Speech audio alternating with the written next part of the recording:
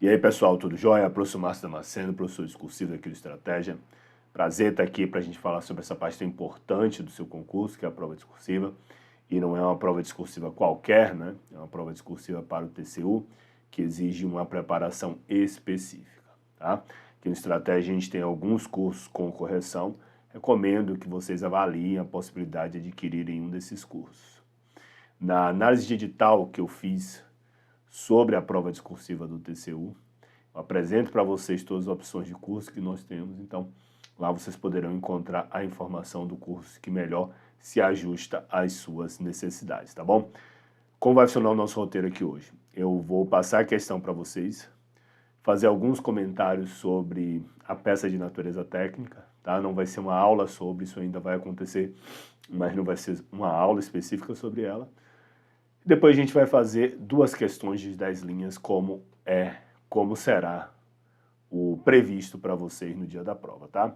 Antecipadamente peço desculpas pela voz, a voz está bem prejudicada, assim. É um gripe forte, mas vamos tocar aqui, eu espero que não prejudique o entendimento de vocês, tá bom? Sem mais delongas, vamos começar.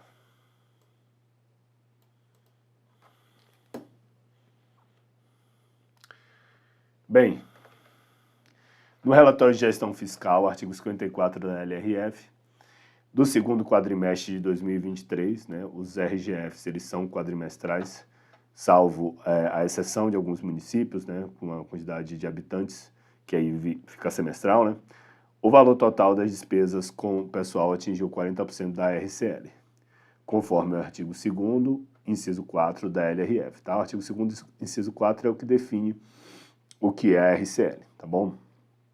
Então atingiu 40%. Diante desse fato, de acordo com a solicitação realizada pela sua chefia, redige na qualidade de técnico federal de controle externo do TCU um relatório técnico, tá? Então aqui vai ser um relatório técnico acerca da situação hipotética apresentada acima. Ao elaborar seu texto, aborde necessariamente os seguintes aspectos. Papel do TCU, dos tribunais de contas, na verdade, diante dessa situação. Consequências para o Poder Executivo Federal decorrente do estabelecido na LRF. Providências a serem tomadas pelo governo federal a respeito dessa situação nos próximos quadrimestres, caso ultrapassado o limite total de gastos com o pessoal, tá? Então aqui a gente tem 3 tópicos questionadores. Basicamente, 95% da sua pontuação ela vai ser atribuída à resposta correta a esses 3 tópicos, tá, meus amigos? 5% é destinados aos aspectos de apresentação e estruturação do seu texto, tá bom? E aqui a apresentação a gente inclui legibilidade, a gente inclui paragrafação, a gente inclui translineação. É assim para todas as questões da Banca Sebrasp. De redação, de atualidades, até as peças de natureza técnica, o critério é sempre esse, beleza? 95% dos pontos vão para conteúdo, 5% para apresentação e estruturação. Nós temos aí um relatório técnico, tá? Quando a gente fala de peça de natureza técnica, o relatório ele é uma possibilidade, mas a gente tem também aí as possibilidades de ser, né? A gente tem a possibilidade de ser um parecer ou uma nota técnica. Então, quando a gente fala de peça de natureza técnica, a gente tem 3 possibilidades, né? O relatório, que é o caso, o parecer e a nota técnica. O parecer e a nota técnica têm basicamente a mesma finalidade. É a opinião de um especialista acerca de uma determinada situação, ou até mesmo a opinião de um especialista acerca de determinada matéria, né? Então, não existe a necessidade de ser necessariamente sobre uma situação hipotética. Em regra, e eu acredito que vá ser, tá? Mas não há essa necessidade. O parecer e a nota técnica podem ser sobre um dispositivo legal, né? Pode contar uma história do tipo, você chegou na sessão e seu chefe passou uma tarefa para que você apresente uma nota técnica acerca das novas modalidades de licitação ou da nova modalidade de licitação prevista na Lei 14.133. E aí você vai escrever uma nota técnica acerca da nova modalidade, né, o diálogo competitivo, tá bom? Então, pode ser também sobre um aspecto legal, um aspecto teórico e por aí vai. Não necessariamente vai ser sobre uma situação hipotética, mas normalmente o é, tá bom? Beleza, e o que é que muda? Meus amigos, basicamente, né, eu falei aqui do parecer e da nota técnica, faltou falar do relatório. Relatório normalmente ele versa sobre algo que aconteceu no âmbito da atividade fiscalizatória dos tribunais de contas, tá? Então é muito comum, principalmente quando a gente fala para os cargos de auditor, no âmbito de uma fiscalização, serem constatados uma série de pontos, né? São os achados de auditoria. E aí, com base nesses achados, vai ser escrito o relatório, né? Na verdade, do relatório vão constar esses achados de auditoria. Então, o relatório é muito comum no âmbito da atividade de fiscalização, tá bom? Mas quando a gente vai ver em termos práticos, essas situações meio que se confundem, tá? Nota técnica, parecer e relatório técnico. O parecer, ele tem a especificidade de ser mais cobrado para as carreiras jurídicas, mas também acontece para as carreiras não jurídicas. Qual é a mensagem que eu quero passar para você? No final da história, você vai fazer exatamente aquilo que a banca mandar você fazer, tá? Não vamos nos preocupar exatamente qual tipo de peça de natureza técnica é apropriada para cada caso, porque isso varia. A banca não tem um compromisso de coerência nesse sentido, de apresentar sempre as mesmas situações associadas a uma determinada peça de natureza técnica. Então, no final das contas, você vai fazer aquilo que a banca determinou. Se a banca pedir para você escrever um relatório, você vai falar, trata-se de relatório referente à situação ocorrida em tal lugar ou em tal jurisdicionado e por aí vai. Ah, mandou você fazer uma nota técnica, beleza. Trata a presente nota técnica sobre situação ocorrida na jurisdicionada XXX e por aí vai, tá? No final das contas, meus amigos, a peça de natureza técnica, ela é um estudo de caso com alguma formalidade, né? E essa formalidade, o nível dessa formalidade, quem vai dar é a banca examinadora, tá? A banca, ela vai dizer para você o que é que ela quer que você faça. E aí você, como uma pessoa obediente e ajuizada, você vai fazer aquilo que a banca pediu, tá? Agora, se a banca ela não disser, aí você vai tomar alguns cuidados básicos, né? Por exemplo, você vai fazer uma introdução, né? Que normalmente não é necessário no caso de uma questão discursiva, de conhecimentos específicos para a banca Sebrasp, né? Então você vai fazer uma introdução. Trata-se o presente relatório, a presente nota técnica, sobre isso, sobre aquilo, ocorrido. E aí o tamanho dessa introdução quem vai dizer é você. Se você quiser contar a história resumida ou a história estendida. Eu recomendo que você conte a história resumida, como a gente vai ver aqui na proposta de solução. Não precisa você contar a história toda, você vai perder um catatal de linhas, né? Você vai perder uma quantidade grande de linhas, e a gente só tem 30 linhas para isso, para contar uma história que a banca já sabe. Sabe que isso vai agregar em pontos para você? Bola, 0. Então eu recomendo que vocês contem a história resumida, mas não deixem de apresentar isso. E lá no final, normalmente a banca, no terceiro tópico, ela pede aí alguma coisa tipo recomendações e conclusões. Se ela pedir a recomendação, a sua conclusão vão ser as recomendações. Se ela pedir a conclusão, você vai concluir, né? E aí vai concluir acerca da legalidade ou da ilegalidade do que foi apresentado, enfim, normalmente a questão ela paira nesse sentido. E se ela não pedir nada, você vai colocar lá no final. Diante dos fatos apresentados, observou-se que, e você vai concluir. Se ficar muito corrido, pessoal, a conclusão não é imprescindível. A gente já viu em vários padrões de resposta da banca que simplesmente a banca responde.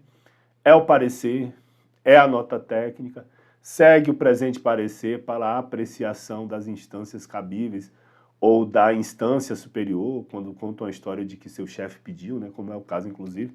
Então, em termos de conclusão, você vai fazer o que a banca pediu e se ela não pediu, você fica à vontade ali para fazer da forma como você melhor entender, tá bom? Então, resumindo, recapitulando, a ideia que é necessário que fique para vocês é que a peça de natureza técnica não é um bicho de 7 cabeças. O fundamental é que você faça aquilo que a banca pediu, tá bom? E se ela não pediu, você tome alguns cuidados básicos em termos de forma, tá bom? Não que eu ache que a banca ela vai atribuir uma pontuação específica para isso.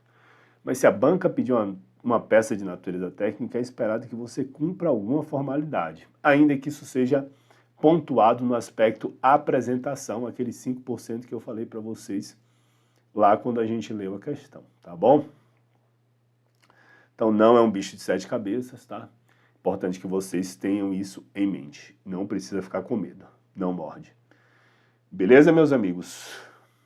Eu ainda vou marcar aqui no Estratégia uma aula sobre peça de natureza técnica e a gente vai explorar várias questões e vários padrões de resposta para vocês observarem que o que eu estou falando absolutamente faz sentido de quem trabalha com isso há muitos anos e já viu muitas vezes isso acontecendo, beleza? Agora que a gente já passou dessa fase preliminar, vamos dar uma olhada aqui em alguns aspectos técnicos referentes à nossa questão, tá bom? Vamos lá nos slides.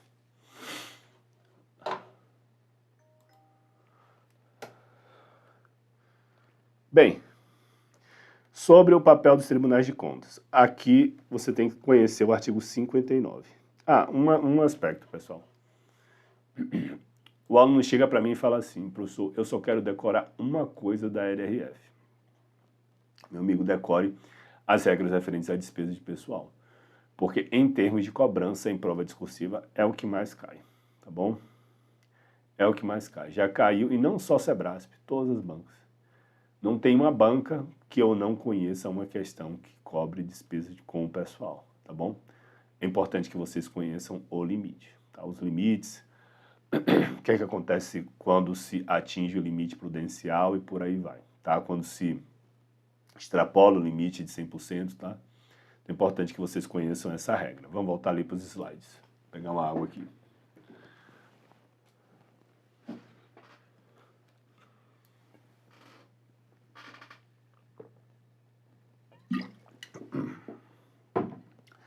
Então, meus amigos, artigo 59.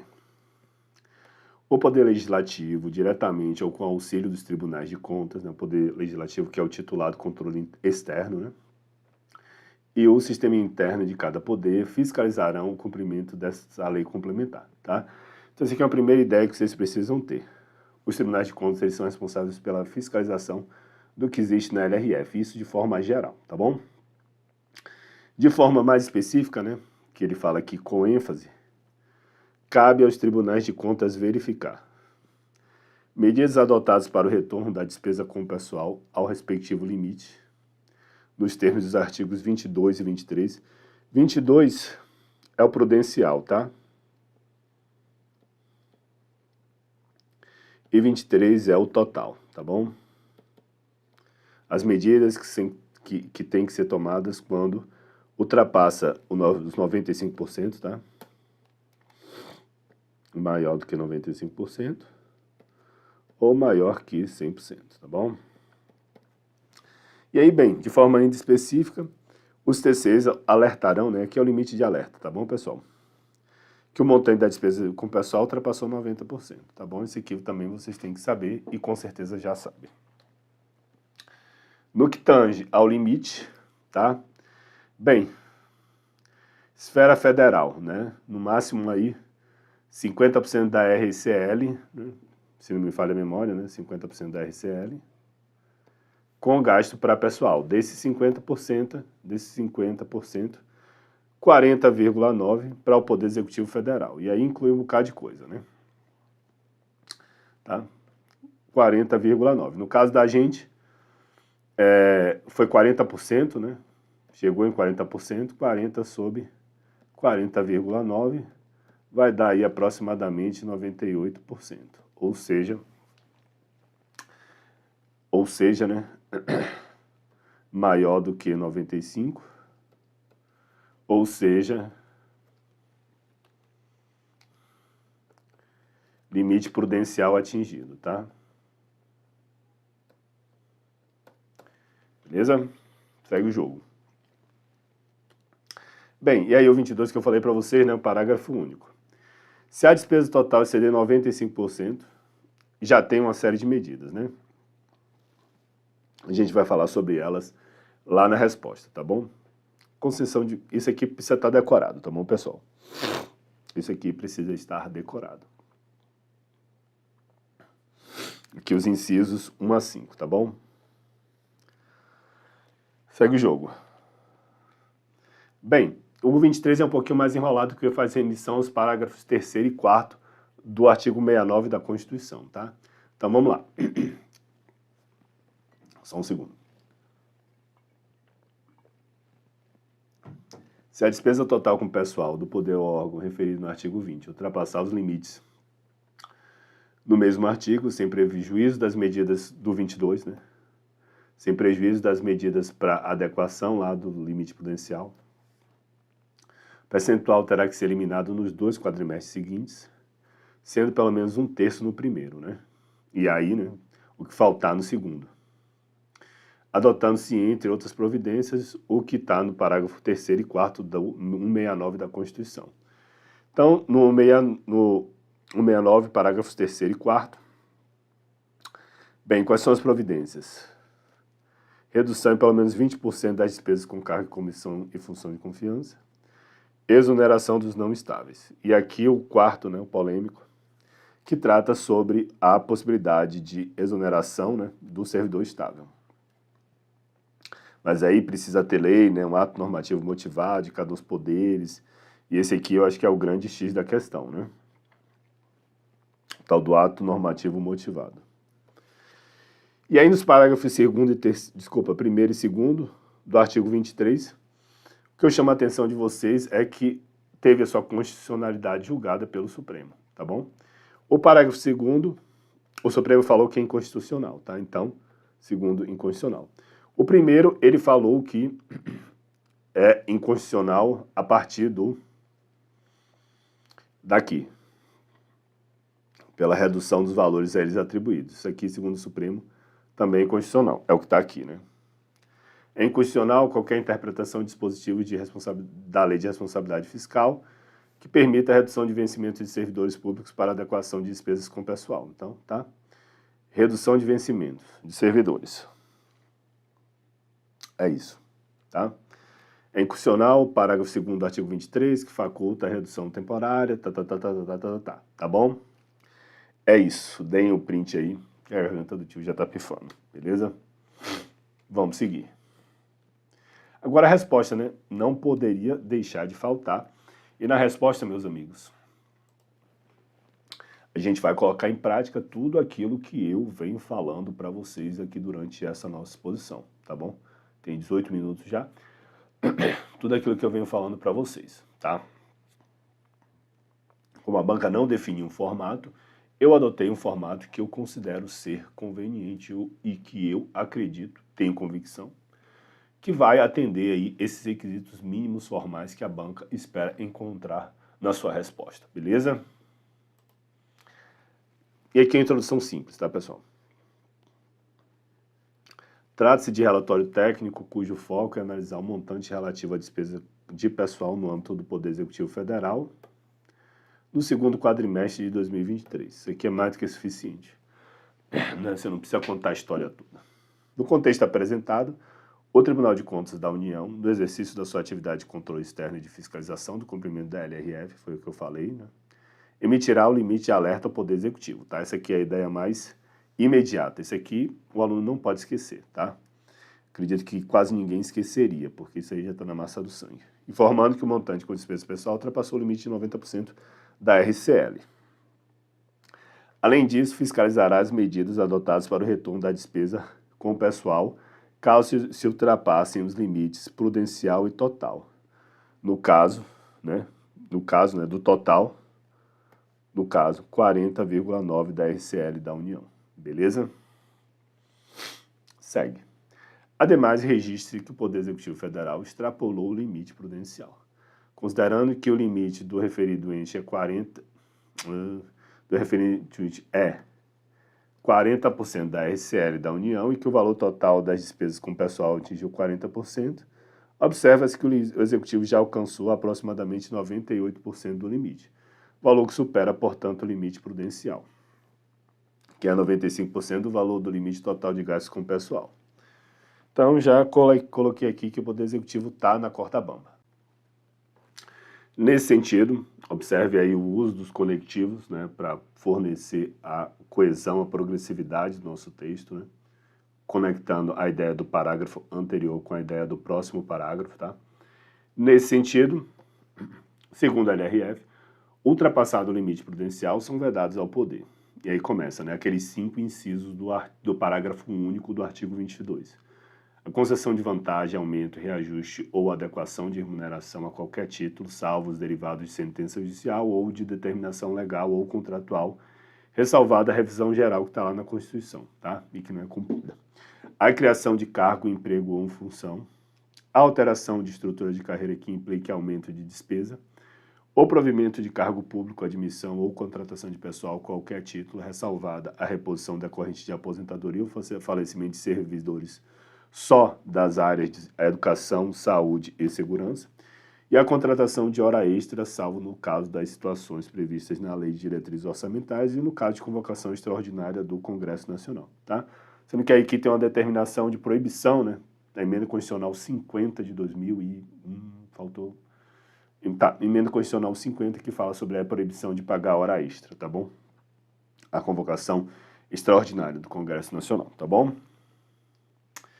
Por fim, caso tenha passado o limite total de gastos com o pessoal, né, que a vaca foi para o brejo total já, né, sem prejuízo das medidas elencadas no parágrafo anterior, né, do meu parágrafo anterior, né, o percentual excedente terá que ser eliminado nos 2 quadrimestres seguintes, sendo pelo menos 1/3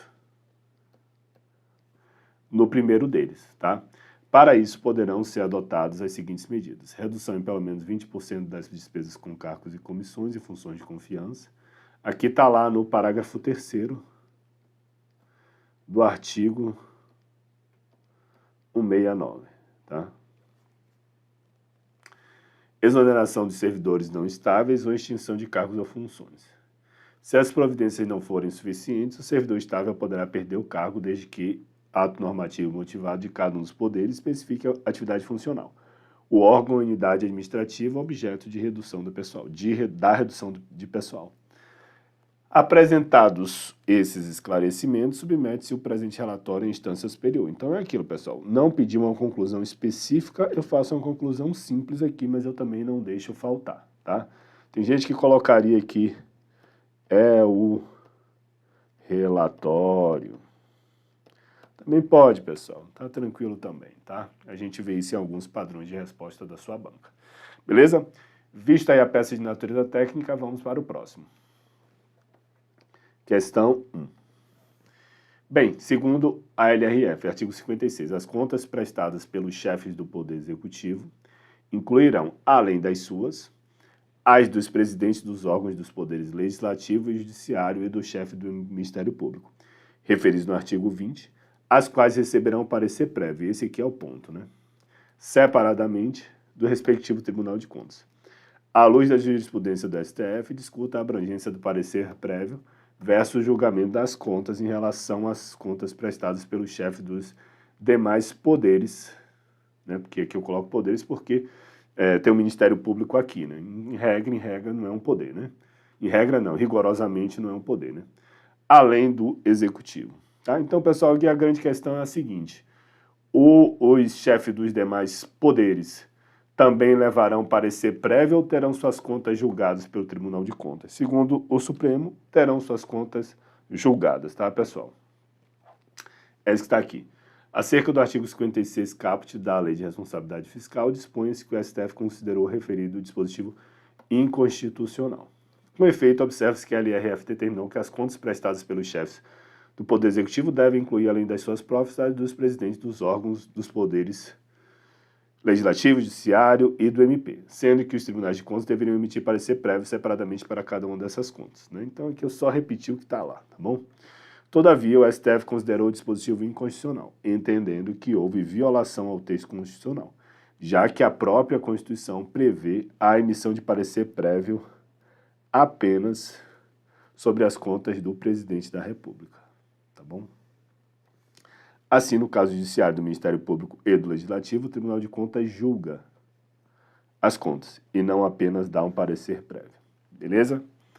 Que é uma questão de jurisprudência que também deve ser observada por vocês. E a próxima questão de direito administrativo. Redige um texto dissertativo de até 10 linhas abordando os seguintes aspectos. Explique o elemento competência dos atos administrativos conforme os fundamentos doutrinários. Então aqui, toma cuidado. São 3 tópicos para singelas 10 linhas. Então você vai ter que ser muito objetivo. Você não vai gastar linha com firula. Você vai colocar nas linhas, na resposta, exatamente o que a banca pediu. Vocês vão ver como eu vou estruturar a resposta. Sem firula. Indique os casos em que a competência não pode ser delegada. Está lá na Lei 9784, não é isso, pessoal? Diferencie tecnicamente os conceitos de motivo e motivação no âmbito dos atos administrativos. A competência, então, não tem firula, né? A competência, o que é? É o poder legalmente atribuído ao agente público para a prática válida de atos administrativos. Esse elemento é vinculado, improrrogável e imprescritível, sendo em regra delegável desde que observadas as condições legais. A delegação deve ser formalizada por ato específico publicado no meio oficial sem transferência de titularidade, tá? Nos termos do artigo 13 da Lei 9784 de 99, não se admite delegação para edição de atos normativos, decisão de recursos administrativos e matérias de competência exclusiva. Por fim, o motivo é o pressuposto de fato e de direito que serve de fundamento ao ato administrativo. A motivação, por sua vez, observe o uso dos conectivos, pessoal, ligando as ideias, tá? É a explicitação formal e documentada desses fundamentos. Enquanto o motivo pode ser implícito ou explícito, conforme a exigência legal, a motivação deve ser clara e acessível quando exigida, garantindo controle e transparência. Ambos os conceitos são distintos, embora interrelacionados. Meus nobres, é isso. Espero que vocês tenham gostado. Espero que vocês tenham praticado. A gente vai ter, no mínimo, aí mais um simulado.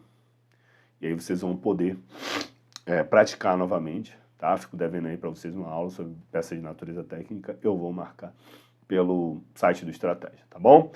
É isso. Nos vemos na próxima. Forte abraço para vocês.